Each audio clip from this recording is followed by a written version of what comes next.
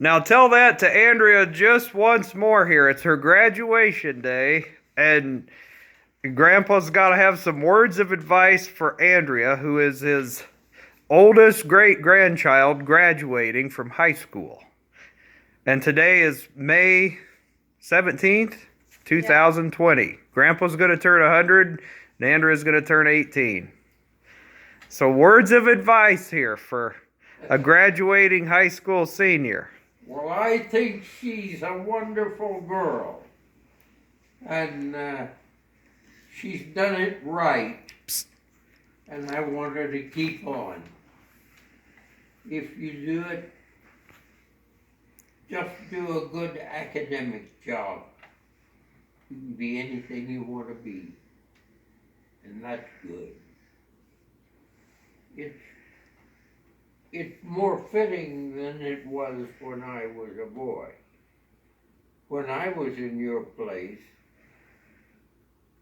most of the boys, and girls too, wanted to be on the farm. Not like that anymore. Farms are big. Yeah.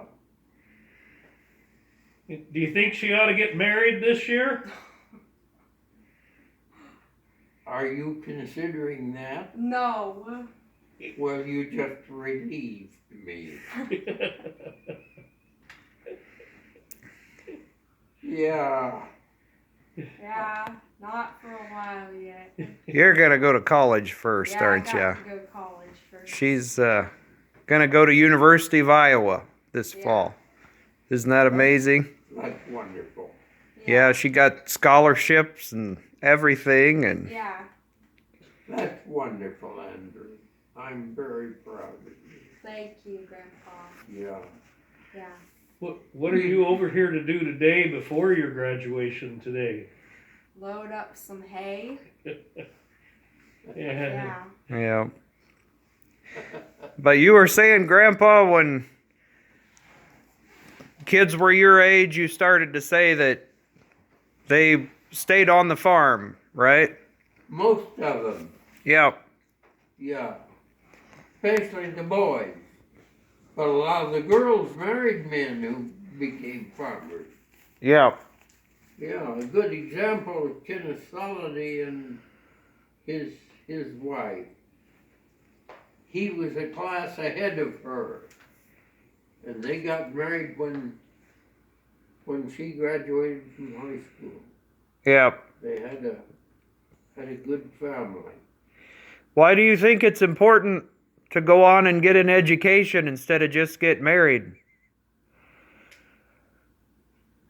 Because I think she needs the freedom of maneuvering to find out what she needs to do. Yeah. Yeah. If she gets married,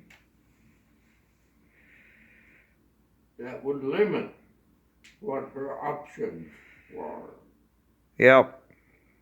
And I want you to be what you want to be. Yeah. If some man tells you how much he likes you, you want to respond by saying, what are you going to do? Starting the thinking. Yeah. Yeah. You bet. You keep it up. But when I got out of school,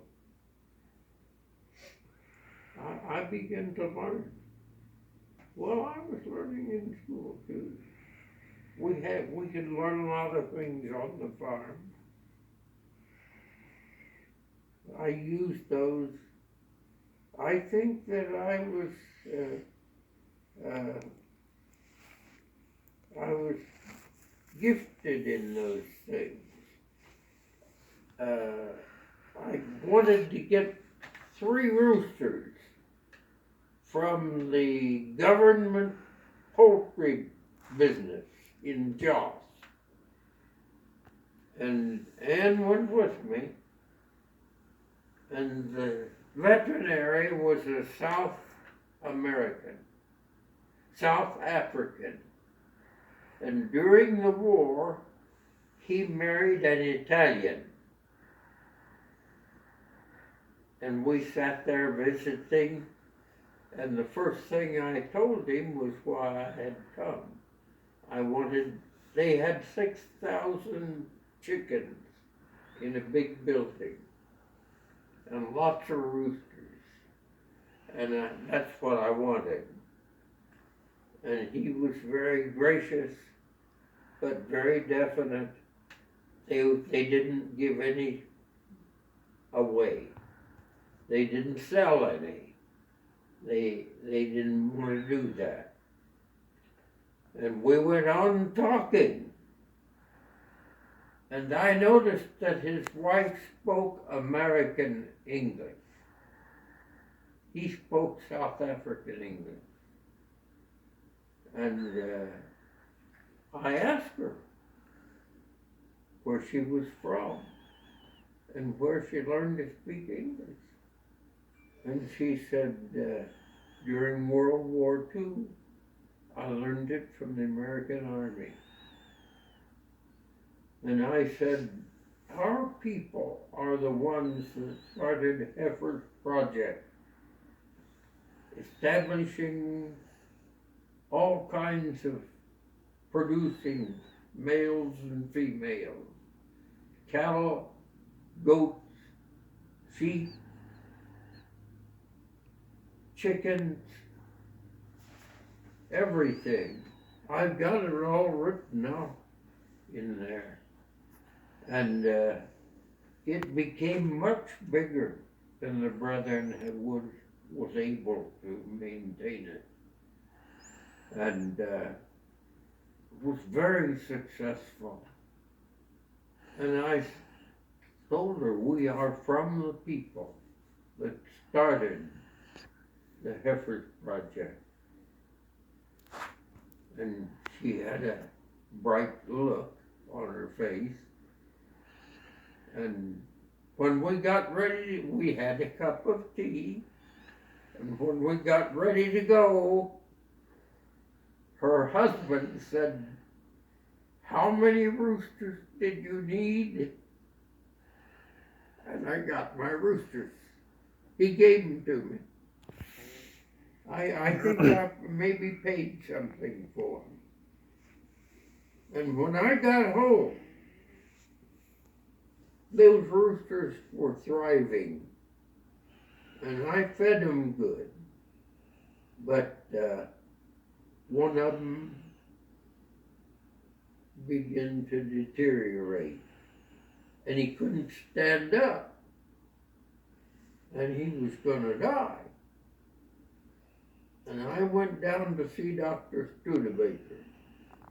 He was a distant cousin of Grandma Ann. I went down to see him, and I told him my problem. Well, he said, I don't know very much about chickens. I may remember what the medicine was he gave me, but he told me the best I know is I forget what it was.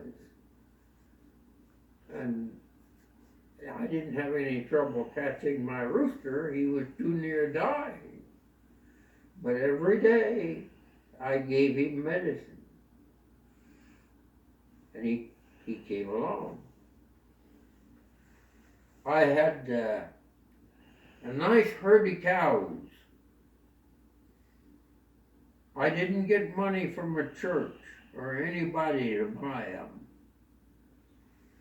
I had a shotgun I wasn't using, and I traded this new shotgun for cows to the king of Bute. And he wanted to know how many cows it would take. And I'm not sure I remember, it was either 7 or 9.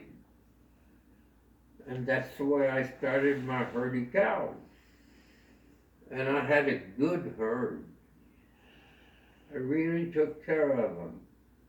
And I had a good herd.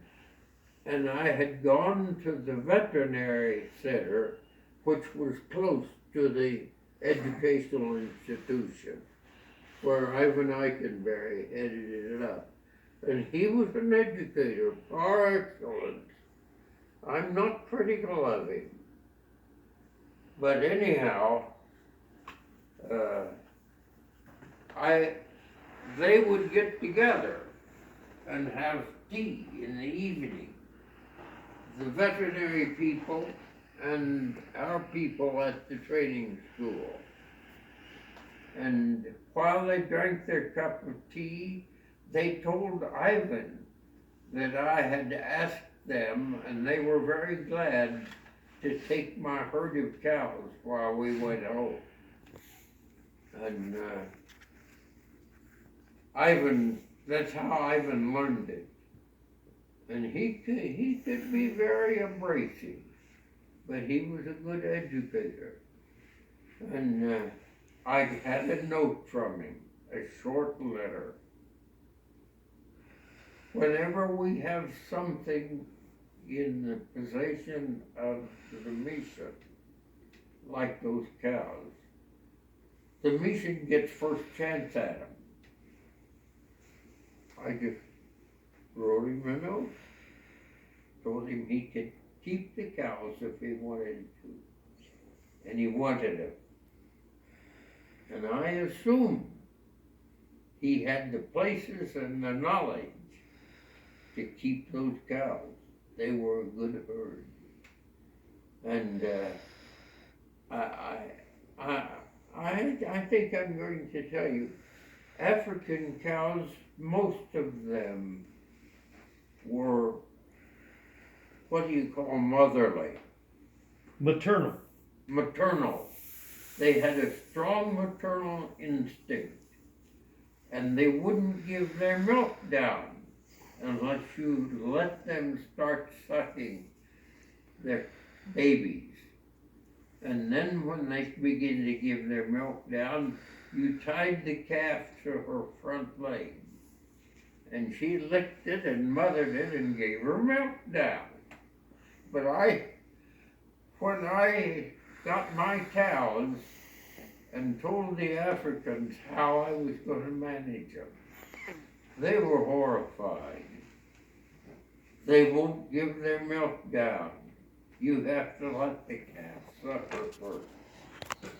And I said, if they won't give their milk down without their calf, I don't want them. That's the way I was going to find maternal instinct. And I had one cow out of the number I had. I think it was 7. I had one cow that was too maternal, and I sold her. But the others I took care of. I saw that they were fed and watered and pastured. And I let them keep them at Walker Training School. And after we were home a year and a half, maybe 2 years, I had a short, gruff letter from Ivan. We agreed to keep your cows 1 year, and now we're on them a year and a half. What do you want us to do with them? I knew there was something else in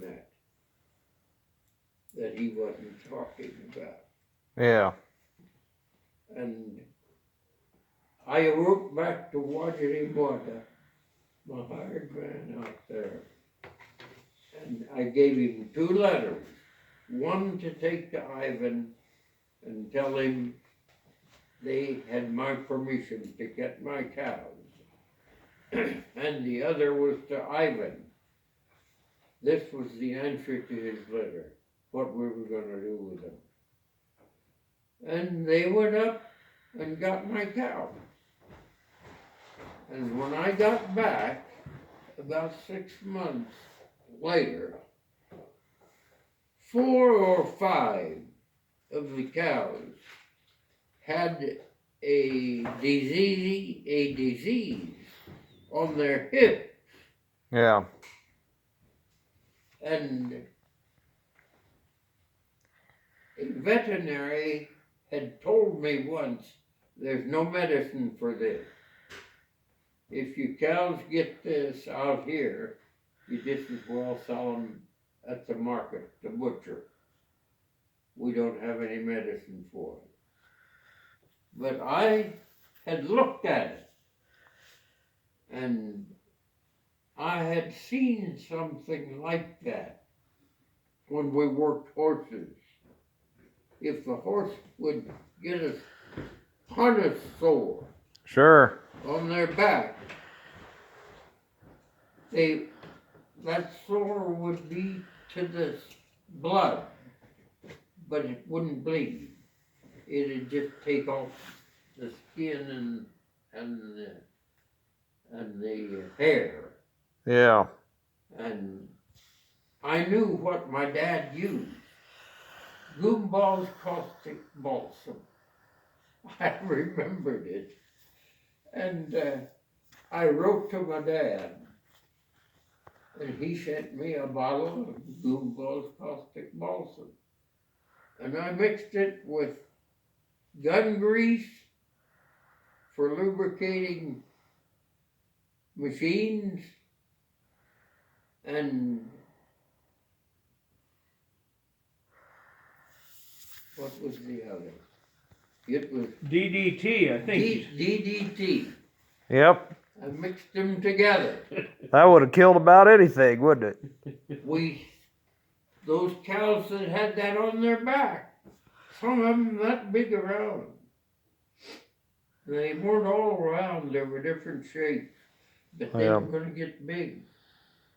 And we threw them down, and I made a scraper out of a piece of a steel barrel, and I scraped